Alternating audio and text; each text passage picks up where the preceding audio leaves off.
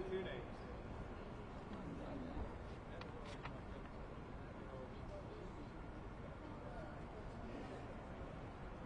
good afternoon. Hope everybody's doing well today. You know, Friday afternoon, there was a city executive order issued, which had a curfew involved. There was also the governor's stay-at-home order. At this time, to bring clarity to that, I want to announce that we'll be working with the City Council between now and actually the City Council meeting tomorrow in order to, first off, they need to adopt the governor's stay-at-home order so that it can be enforced. Secondly, they need to adopt the executive order by the mayor so that the curfew can be enforced.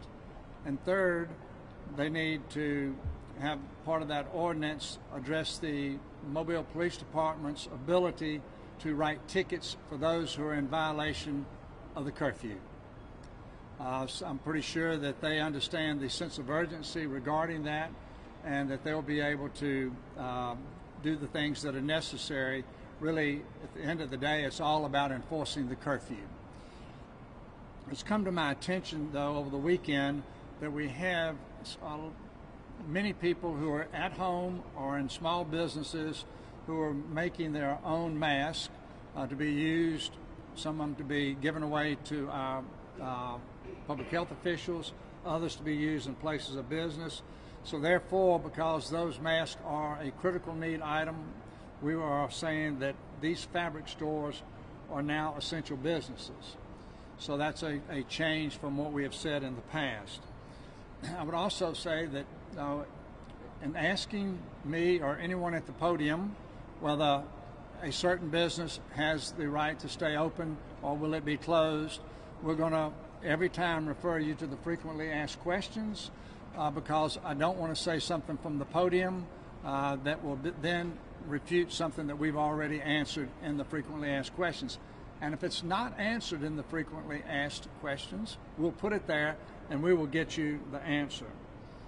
The second thing is that even after the ordinance, after the executive order Friday afternoon and following the governor's stay-at-home order, we found it necessary, based on feedback we were getting with the big box stores, to further reduce that to a 20% occupancy.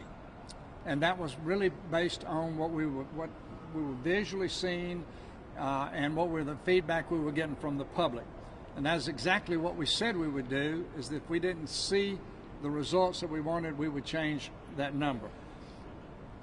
Having been to two big boxes this morning, Sam's Warehouse and to Target, and based on what our feedback was over the weekend, I really believe that all of our stores, our grocery stores, our big boxes, everybody is doing what they need to do in order to assure your safety and your health should you choose or should you have to go shopping.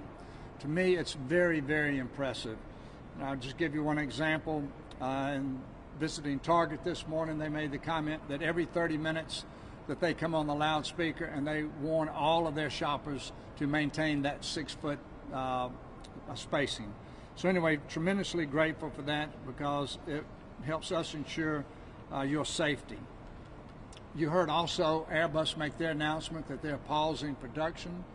You know, that's exactly the kind of thought process that other businesses are going through right now. Airbus recognized that their supply chain has become fragmented, and it doesn't make sense at this point in time just to continue to pump out airplanes or produce airplanes when probably it's more prudent at this time to take a pause. And I think that the way they are handling it is very commendable, and that they will continue to pay their employees. Not every company can do that. But anyway, we're grateful to have a corporate company like Airbus do the things that they're doing, not just for their employees, but for the community also. This morning, I was at Ladd Stadium at about 8:20, 8:30 or so. There were already cars in line, as we predicted several weeks ago when the owner of Synergy Labs said he hoped to be up, and really it was around the 1st of April. He was just a few days off, but he is up and running and I think things are going well there. And so Director Barber will talk about some more details having to do that, possibly with the ticketing having to do with the curfew. But at this time, I would ask didn't I see Dr.? Yep, Dr. Laura Cepeda. If you're not ready, Doctor, I can call on Jim Barber first. You good? Okay. So Dr. Cepeda will give us an update from the Mobile County Department of Health.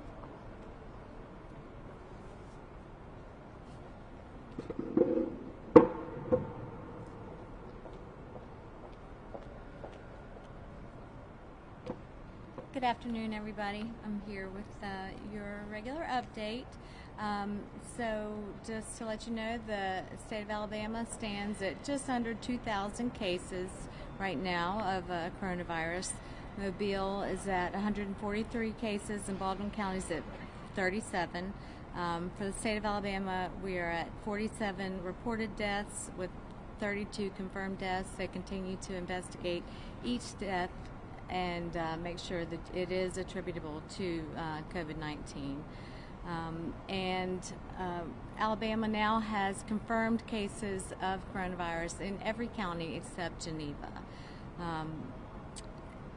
I just want to take a moment as we think about all the people who are working so hard to keep us safe, and that's everybody who's staying at home and doing all the things that the mayor and the governor and the health officers are asking us to do. But some of the people that just don't ever get any commendations are the emergency preparedness people and our emergency management people, and I have been working with them a lot, and I just really want to say thank you to all of them. They work so hard all the time just to be ready for something like this, but they really work around the clock 7 days a week when something like this happens. But their job is to make this as seamless as possible, and to keep the hospitals and all the facilities able to work just with as little interruption as possible. But they don't wear a special uniform for the most part, and they really get no attention at all. But they do so much to make something like this have as little interruption as possible to our normal activities. So I just wanted to say thank you to them. You probably noticed that there's a new recommendation or a suggestion. It's not that strong of a recommendation to wear masks. Everyone wear masks when you're out, and that has come from the just noticing that there are a lot of asymptomatic and pre-symptomatic cases, and that's when you see a lot of transmissions in those a couple of days, especially when you are pre-symptomatic. So that's where that recommendation is coming from. So something you could consider. It's not a very strong one, but if you have those masks available, those would be those cloth masks, not the masks to take them from a healthcare worker, please. But if you do have any homemade cloth masks, that would be a great time to use those. But keep up your hand washing. Stay at home. Don't use those masks if you don't need them. Please stay at home. Keep up your hand washing. And thank you, everybody. Thank you,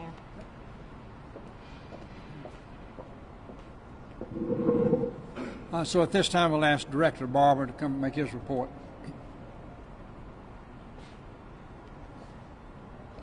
Thank you, Mayor.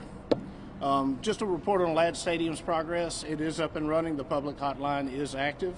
They have been receiving calls a day. You'll see most of those appointments take place from the general public probably tomorrow. To update you a little bit on the testing of first responders for the COVID-19 antibody, we had a total of 37 first responders that were tested with positive for the COVID-19 antibody. Now, this is the antibody test. And so 13 of the Mobile Fire Rescue Department tested positive for the antibody. 3 of those have been tested through the PCR or the nasal test and have negative active virus within their system, so they have been returned to work. We do have 1 positive COVID-19 firefighter who has been quarantined, and he is asymptomatic, and it was a result of the antibody test. We have 24 Mobile police officers that tested positive on the antibody test. but we had 6 return negative on the PCR, the nasal swab. 2 did come back positive COVID-19, and of those 2, both of them showed some symptoms at the time the test was given. I want to remind everybody that the PCR test is the test that checks for the active virus. The antibody just tests on whether or not you may have previously had that virus. I did want to make some comments about these uncertain times and how we in uncertain times tend to look to our elected leaders, for some certainty that we would get through this with some stage.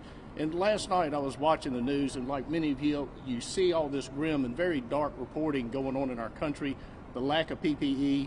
You see these hospital workers that are interviewed, they're obviously stressed out, they're very exhausted, the lack of ventilators, the hospitals hitting capacity.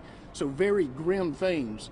So I was discussing this with my wife, and she decided to play a song for me called Break Every Chain by Tasha Cobbs. And at the end of that, I realized that we tend to overlook this beacon of light in the darkness that we see happening every day.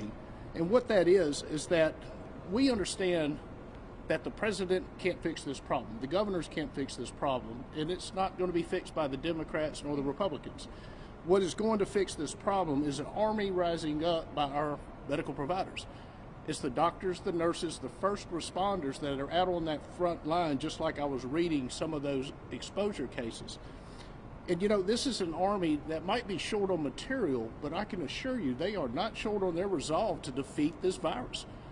And they have the courage to fight a virus, an enemy that they can't even see. And they have the strength to fight an enemy that does not rest. So people come to me all the time and they ask, what is it that we can do to help y'all? Well, you can follow the rules that are set out by our elected officials. That is one. The other thing is that whenever you see that uniform, or you see that lab coat, or you see those scrubs, take a few seconds of your time to say thank you. Thank you for a grateful community. Thank you from a very grateful nation. And I assure you, these professionals are the ones that will fix this problem. And I am confident they're going to fix it a lot sooner than a lot of people think.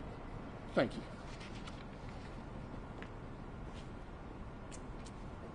Thank you for those words of encouragement, Director Barber. That's exactly right. There are a lot of people that believe that, but it doesn't help to remind them. At this time, Dan Emery, who is the president of Feeding the Coast, is going to make a report. And all of us are doing things differently. All of us are having to do more than what we thought we could do. But I can't imagine what the individuals and the people who have been working at Feeding the Coast, what they've had to do with the additional burden that's been placed upon them. So, Dan? Thanks, Mr. Mayor, for giving me the podium. My folks at Feeding the Gulf Coast, they're the heroes, along with the firefighters and the policemen of this particular crisis. They're working longer hours than ever before.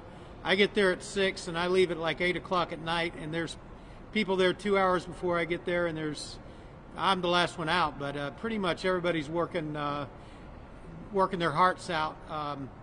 Kind of how we gauge what is demand, and we know demand is way, way up. Our website traffic is up 900%. And we're an organization, we serve about 600,000 meals a year, and we have about 53,000 families that we service in our 25,000 square mile service area. But we're dramatically up, and we're doing everything we can to satisfy the need of the public. And it's a very unusual thing, because you got people just 2 or 3 weeks ago, they were normal professionals driving Mercedes, and you go to these outdoor pantries and they show up in a Mercedes or an Armada or whatever, and here we are, putting food in their car. But that's what we're here for, and we're glad to help. And any help you can give us, or if you need help, come to our website at feedingthegulfcoast.org, and we can either help you or we can take a donation, and that's what we're here for.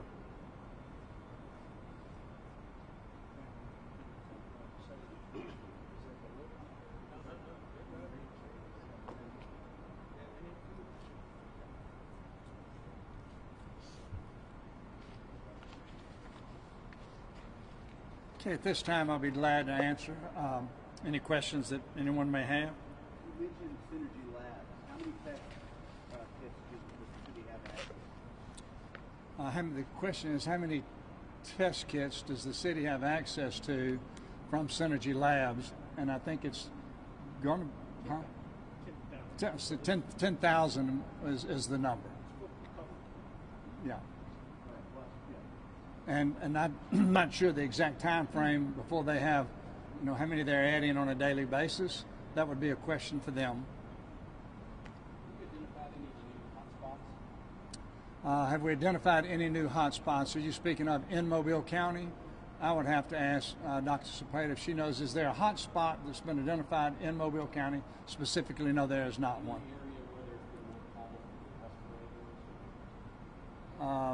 Don't have that information. We probably have that information. We haven't looked it up in that specific manner yet. Okay? This would be a question for Dr. Cepeda. Yeah, Dr. Cepeda. The number of Governor Ivey said on Friday that there have been multiple deaths and lots of several outbreaks at nursing home facilities, she specifically said nursing home facilities. You guys were referring to as long-term care facilities. Is there any? You guys said you guys were looking at one specific one with at least one patient. Has anyone tested positive at any of these facilities? Is there an outbreak in any of Mobile County, to your knowledge, at this point? We have deaths reported at them. No deaths reported at the facilities. No, there have been some patients with some respiratory illnesses at a couple of long-term care facilities within Mobile County. Are any of them confirmed COVID-19 related? There have been some hospital testing, COVID-19 positive. Yes. So there's some confirmed. Yes. Is there any you guys said what was it, a couple last week at one point that you guys were looking at because there was one case at one. Mm-hmm. Is there more than one case at some of these facilities? Oh, I'm sorry. The question is about long-term care facilities and cases of COVID-19 at long-term care facilities in Mobile specifically. So we're investigating a couple of cases of COVID-19 in long-term care facilities in Mobile County. And so we treat each case, we investigate it as an outbreak because of the circumstances within a long-term care facility. Everyone lives in a fairly close proximity, and so you treat it as an outbreak even if there's just one patient. If there is a significant outbreak, would one of them be shut down, a specific location, or how does that work? Has the county decided that, how that was going to work? Every episode is different. Every long-term care facility is different. So every investigation and treatment plan is different. So there's no blanket plan. It just depends on what happens and what the facility is. We make a plan for everyone that's different. Dr. Cepeda. Yes. Every day, the state and county give us numbers of hospitalizations. Yes. Statewide and in the area. I've asked, so I know you guys can't tell us how long or when somebody gets out of the hospital if the list is hospitalized. Could you give us an idea of what the average hospitalization is for a COVID-19 patient? Okay, so the question is, what is the average hospitalization? And we have kind of national numbers, I think, and maybe some international numbers, and to the best of my knowledge, it's somewhere between 10 to 18 days. I would say don't quote me on that, but I think that's exactly what you're going to do. But yeah, so I don't have local numbers for the hospitals because we don't have that many numbers of discharged patients yet. We're at the beginning of this really for our hospitals, and so we don't have enough data for discharged patients to really create a good average, basically to create a good database for that, if that makes sense. Yeah. Okay, great. I have a question for response for police. Okay, can I just make one more statement? We are getting a lot of questions, calls and questions with a lot of people, losing their jobs and their insurance, but just about applying for Medicaid. And you can now do that online, and the process for doing that is available on our Facebook page, on Mobile County Health Department's Facebook page. So you can go there and find out how to do that as well. But you can now do that online. Thank you. I was curious about, we were hearing a lot on the scanner over the weekend, Signal 99. Is that COVID related? The question was that they're hearing over their scanners the Signal 99 call. What that is, it's a medical emergency involving a possible infectious disease. And so we've got somebody that's presenting with symptoms that are similar to COVID, but there has been no confirmation that it is COVID. But those runs by paramedics require that they wear shields, masks, the garments over their clothing, and that they glove up. So they're in full PPE when they go to those Signal 99 calls. How many were there over the weekend from Friday until now? Do you have that number? Now, I think we told you there were 38 last week. I do not have the numbers as of over the weekend, but we'll certainly track that so we can give you a weekly update on how those are tracking. We did tell you they have been tracking up. So it wouldn't be surprised if you see the numbers and they were way higher than what they were on Friday. That's correct. Okay. Was there a certain area where those calls coming from more often? You know, we haven't mapped them, and again, these are not necessarily confirmed COVID cases. So there's a lot of respiratory illness out there that are non-COVID. We're seeing more of that than we are the COVID-19, but we're treating them as if they are COVID-related because of the symptoms are very similar. Have you guys made any thoughts to the fact of making masks mandatory for uniformed officers? Pensacola police have done that for anyone who comes into contact with citizens like that. I guess would be a Signal 99 with police officers who show up, or possibly are they mandatory for them to wear masks? Whenever the question is, if a police officer goes to the Signal 99 call, would he mask up and glove up? The answer to that is yes, absolutely. Anytime that we come in contact with somebody that presents with an infectious illness, we certainly that's all officers are equipped with the PPE to do that. But the actual hands-on medical care will come from either our paramedics or ambulance attendants. You said 24 tested positive for the antibody test for police. That's correct. What was the breakdown on the positive for the PCR? The question was, out of the 24 MPD officers that tested positive, what was the breakdown on the PCR test, which is the nasal test? 6 negative COVID-19, which means that there is no active virus. 2 positive COVID-19, which means they do have the active virus and are now quarantined. Were they asymptomatic? These were symptomatic. The question was, were they symptomatic or asymptomatic? These 2 did present with symptoms.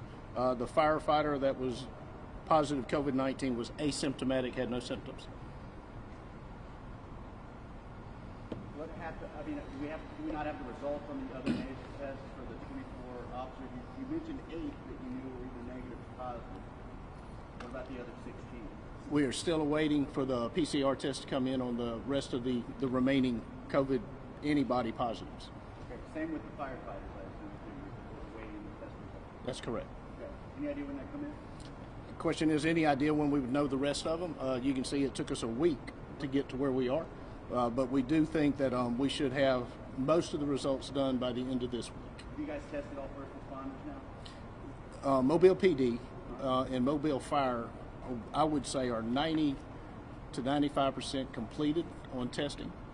And so, but you still have many other first responders in our area from other agencies and cities and counties that still are in need of testing. How many tests have been given out to MPD and fire so far? I get over 800 at this point? Yes, I think we're around 900 tests have been done. All right. I have a question for the mayor. You mentioned about the fact that the city council needs to adopt the governor's stay-at-home order and your executive order so that MPD can enforce the curfew. Are you saying that it was not illegal for, or they could do nothing over the weekend during this, police, to enforce this? They wouldn't have had the authority to write a ticket. No, there was nothing to keep them from approaching somebody and asking them to disband or do something differently. But they did not have the ticket writing authority that would be required by the city council. So this would have been viewed as more of a warning. period. Absolutely, been a warning period. Yes. So, but we had to get the cart, the horse before the cart, and that meant we had to do the order first and then the ordinance.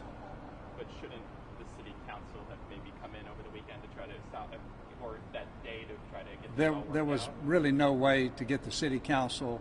I mean, tomorrow's meeting would be the first meeting where they will do everything by calling in, and I don't think it would have worked over the weekend. So do you believe that? And also, they have to give a 24-hour notice, I think, if there's going to be a public meeting, so that just wasn't going to happen. Do you believe so?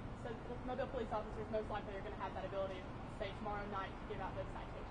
Yes, yes. You know, and if you probably won't remember this, but it was about 3 years ago that we adopted an ordinance called the UNTC, yeah, and that enabled them to write tickets for minor offenses that we didn't want them to have to bring people, you know, to jail. If they could give them a ticket and handle it that way. This is the same thing. We don't want policemen to be engaged in putting somebody in their car, having to bring them to jail, check in the jail, go to court. We're trying to cut through all that.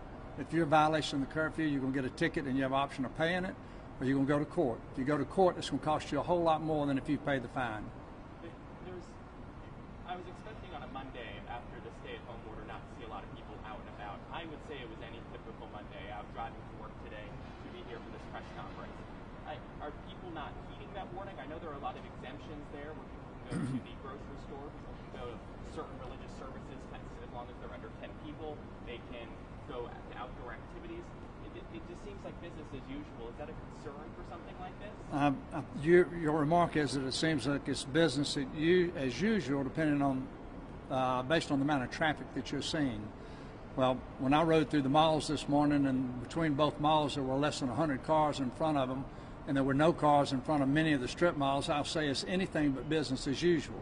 There are exceptions for people to be able to be out there. They're business exceptions, and they're exceptions for individuals. And so they fall into a category that's either been deemed by the governor or by the mayor as essential. And so at this point in time, it is what it is, but if we find out that we need to do something differently, we will do something differently, just like we did when we ratcheted down the amount of the number of people that could be in a big box store. And what would be the typical, I know you said 20% is now, you guys are reducing it to 20%. What would be, say, a normal grocery store is about 40,000 square feet. How, I mean, what, Home Depot is limiting to 100 people in most of their stores nationwide.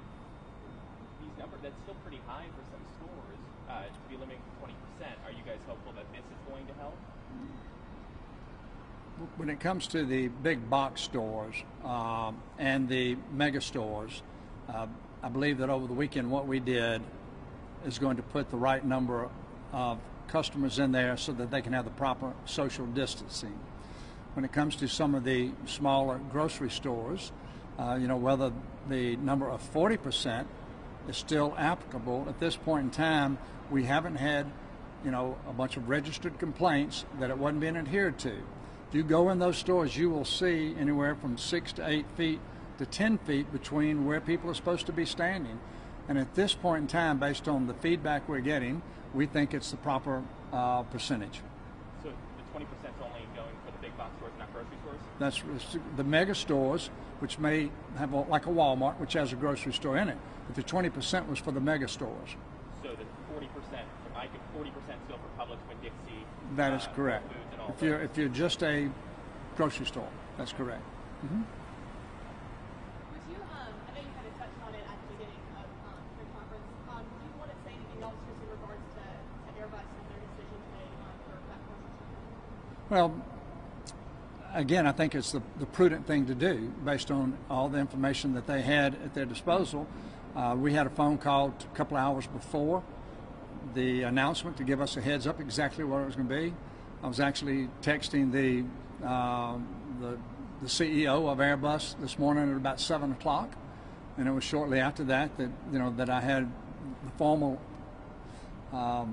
notification from the local management of how it was going to impact Mobile.